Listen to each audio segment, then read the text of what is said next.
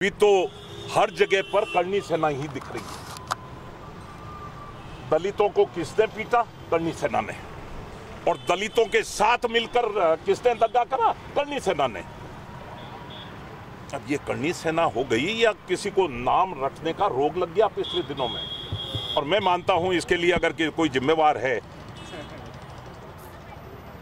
पर मैं मानता हूं इनसे जितनी बंद पड़ी उन्होंने पद्मावत को भी दिखाया और कल भी दिखाया। पर इसके बाद में कितनी बड़ी विडंबना है कि एक चर्चा चल निकली स्वयं स्फूर्त 10 तारीख को भारत बंद। कौन कर रहा है ये? कहां से आई आवाज? कहां इतना मुद्दा ज्वलंत हो रहा है? अभी सभी सरकारें, चाहे केंद्र में हो, चाहे राज्य में हो, चाहे बिहार में बैठी हो, यूपी में, सब लोग इस बारे में चर्चा करना चाहते हैं। कालवी जी, आपका स्टैंड क्या है? क्या इस देश में इस आरक्षण को सुव्यवस्थित करने का या हर किसी मामले को व्यवस्थित करने का काम सिर्फ राजपूत करनी से का है? मैं मानता हूं जिस तरह से इस मुद्दे पर टकराव हो रहा है गलत है। हम जितने भी हमारे पास में जो जानकारी है 16 आदमी खत्म हो गए, 17 हो गए, फिर खर्चा बढ़ा दिया आपने। जितने भी आदमी खत्म हो गए, श्री राजपूत करनी सेना उन सबको आर्थिक तौर पर मदद देने को आगे अपना कदम बढ़ा रही है। 10 तारीख को जिस बंद की बात की जा रही है, सोशल मीडिया पर जो मैसेज वायरल हो रहा है, क्या करनी सेना समर्थन करती है अगर ऐसा कोई बंद प्रायोजित होता है या किया जाता है? देखिए, दलितों के समर्थन में बहुत ज्यादा सामाजिक संगठन उठ खड़े हुए थे। मेरी जानकारी में तो हमसे किसी ने सहयोग नहीं मांगा था। अभी ये कहां से बात चल रही है? स्वयं स्फूर्त आज 39 जगह पर भारत बंद है ना, अपने अपने शहर बंद हैं। किस लिए? कि जो भी परसों हुआ उस चीज को गलत मानते हुए, चाहे वो चूरू हो, सीकर हो, अलवर हो, स्वयं व्यापार मंडल ने करा, करनी सेना बंद नहीं कर रही है। अब धार्मिक भावना, अब जो 10 तारीख को जो भी कुछ हो रहा है, अभी तक मुझे पूरी जानकारी में नहीं है कि ये काम कौन कर रहा है। हिंदू देवी देवताओं के अपमान हो रहा है, गलत है, बहुत ज्यादा। ये बहुत ज्यादा गलत है। हम भगवान श्री राम का वंशज हूं। मैं उस दिन भी चैलेंज हुआ था, पद्मावती तो थी नहीं, फिर मैं क्या हूं? मैं लव का वंशज हूं। मैं और ज्यादा पुराना जाता जा रहा हूं। मैं उन्हीं भगवान राम को, उनको जूतों से पीटा जाएगा किसी आरक्षण के नाम पर? क्या हनुमान जी की तस्वीर को जलाया जाएगा आरक्षण के नाम पर?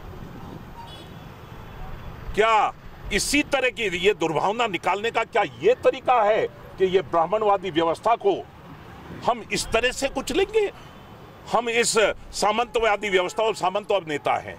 अब ये जो सवर्ण है ये गाली है।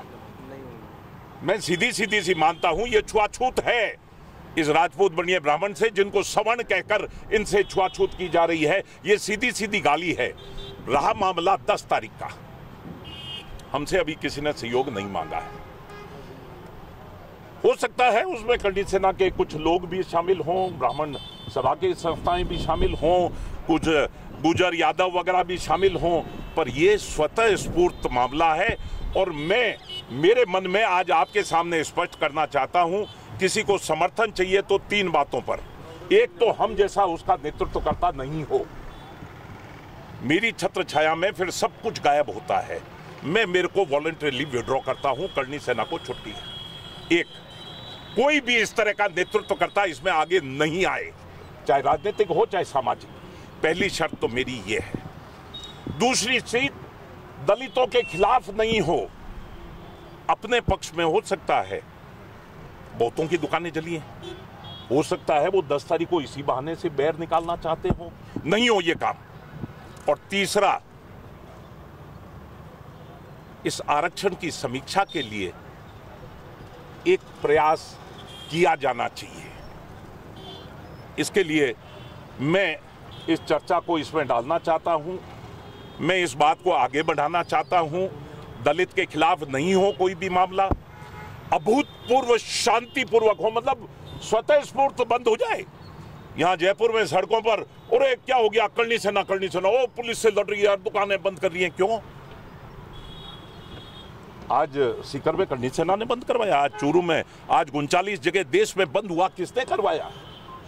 खुद व्यापारियों ने मान लिया कि जो कुछ भी परसों हुआ गलत है, आज हम स्वेच्छा से बंद कर रहे हैं और पूरे दिन तंग न किया जाए। मैं चाहूंगा 10 बजे से 1 बजे तक एक सांकेतिक बंद हो, ये मेरी इच्छा है। जरूरी नहीं है इससे सारे लोग सहमत हों। जो भी 10 तारीख किस्तें उठाइए, हमसे अगर सहयोग मांगेगा, मैंने मेरी 4 कंडीशन बता दी, इन 4 शर्तों पर अगर कोई साथ और सहयोग मांगता है तो उस पर विचार करेंगे, पर विशुद्ध तौर पे दलित के खिलाफ नहीं हो। आरक्षण बंद नहीं किया जा सकता है, ये चीज स्पष्ट है। आरक्षण की समीक्षा की जा सकती है। मोहन भागवत से लेकर भैया जी जोशी से लेकर दत्तात्रेय होसबोले से लेकर एम वैद्या तक ने, आरएसएस के प्रमुख 4 सर्वोच्च शिखर पर बैठे लोगों ने कहा है इसका देशव्यापी मंथन करवाऊंगा और उसके लिए अगर जन सैलाब लाना है तो एक दिन वो तारीख आ रही है, हो सकता है 23 सितंबर हो, जो हमारा जन्मदिन हो सकता है जौहर स्वाभिमान के लिए जो हम सम्मेलन कर रहे हों वो चित्तौड़ में हो, जयपुर में, नहीं तो चर्चा छेड़ रही बीजेपी की केंद्र सरकार ऐसी चर्चा नहीं छेड़।